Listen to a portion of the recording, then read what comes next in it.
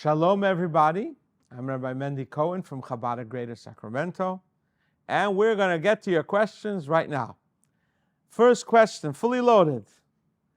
When will Moshiach come? So, I'm sure there's a lot of parts to this question. What will it be like when Moshiach comes? There's a famous story of Eliyahu Hanovi. Elijah the prophet met Rabbi Yeshua ben Levi davening. And he told him, "Tell me, Elijah, when is Moshiach coming?" And Elijah told him, "He's coming hayoim, today." He was all excited. He was davening. He was on the seventh heaven. Could you imagine Rabbi Yeshua ben Levi? Next day he sees Elijah. There's no Mashiach. Nothing happened. So he said, "Elijah, you lied to me. You said he's coming yesterday. I was all ready. I got dressed up. I was all ready. I was praying and learning." So Elijah said to him, "I wasn't lying to you. Hayoim im bekoili sishmo. I will come today if you will hearken in my voice."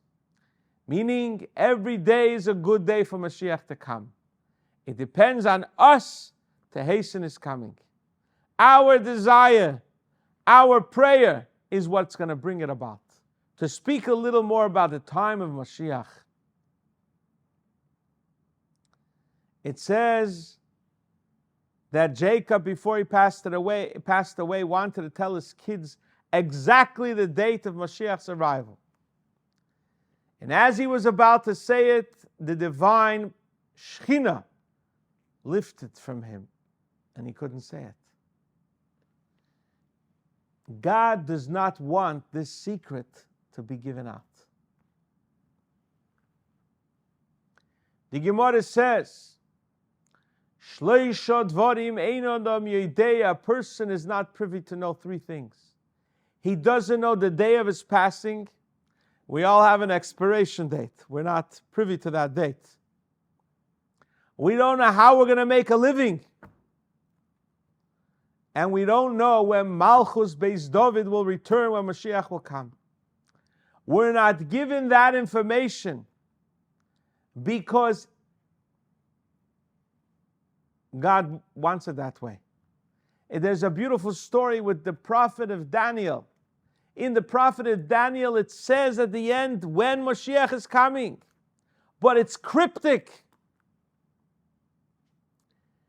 And Yonasan ben Uziel wrote a beautiful interpretation and revealed great secrets in his interpretation. But God said, they told him, the angels, "Daniel, you don't touch," because they didn't want him giving away that secret. So the answer in a nutshell is, we don't know. And it's up to us to make it come faster. Our prayer, our yearning, our being a little less selfish, a little more selfless. That's what's going to bring about Mashiach, the whole world.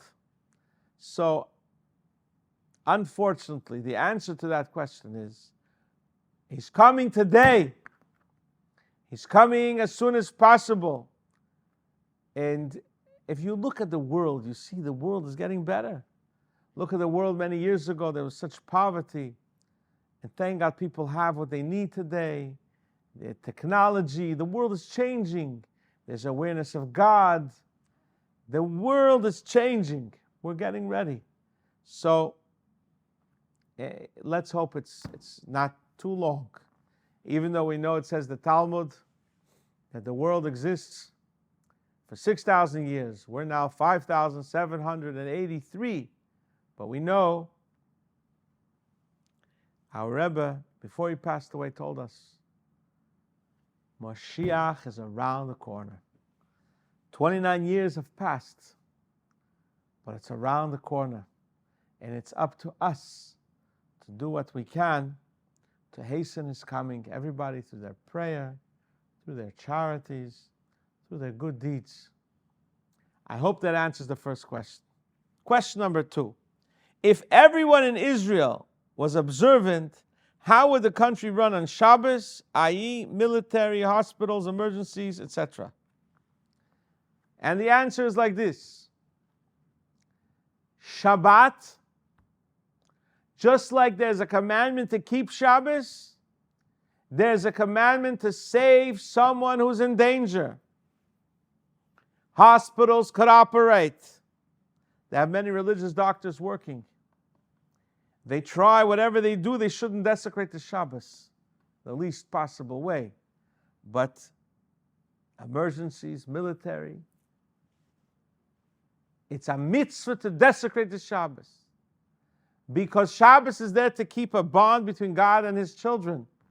Now, if there's no children, there's no bond needed. So the mitzvah is to keep the Jew alive. So there would be no problem in desecrating the Shabbos. As we all know, in the Yom Kippur War, Jews left the Talis and went to fight the war in the middle of that Yom Kippur. So there's no problem for Israel to run. And if you're talking regarding business, we exist through miracles. And look at so many observant Jews, keep Shabbos, and God finds a way, and they're very successful, many of them. So the success comes by keeping the Shabbos. That's the secret of the success of the Jew. It's beyond nature. So you shouldn't worry about it. I hope we answered that too. Question number 3. If we are gilgulim from the neshamot at Sinai, how can that be if they only had a few million people and now we have millions of Jewish people? Here is the secret. At Sinai, they had 600,000 men between the age of 20 and 60, which means 3 million men, women, and children. Says the Holy Arizal that this 600,000, each one of them is divided into 600,000, which puts together a couple of billion. There you got all the souls. You got them all. We're all 600,000. I think that answers that question. Next question is, what are shadim? What are demons? There's been a long discussion about what are demons. Some people think there's actual demons hurting people, banging people up. There are some rabbis that say no, it's a spiritual negative energy. The negative thoughts that we have, there are demons in us. Because the Talmud says if 3 people go together, the demons don't hurt them. If they were real demons, what do they care how many people you are? Anyways, it's been a long time discussion. The Mittel Rebbe, the second Chabad Rebbe, asked a powerful question. Why are demons bad? If they hurt us because that's God's will, so they're doing God's will. So why are they bad? Answer the Mittel Rebbe. The reason the demons are bad is because they're selfish. They enjoy the suffering. They enjoy hurting others. They just think about themselves. That's the bad part in it. What they do, they can do without God's permission. But the selfishness, the selfish demons that what we have, and our nation and the Jewish people are suffering so much from the demons in the head, which try to disturb us from serving God. That is the worst demon. And may we come to the time Mashiach comes, where the demons, the negative forces, and the selfish forces will be eradicated. But that's the demons for you. 2 schools of thought. One school of thought, they're negative forces. Even if they're negative forces, we create them through our wrongdoings and our selfish acts. And then they give us headaches. And that's the story of the demons. May they be eradicated forever with the coming of Mashiach. Final question. How should I start reading daily prayers if I don't have more than 5 minutes during work breaks? Is there a shortened version or exception?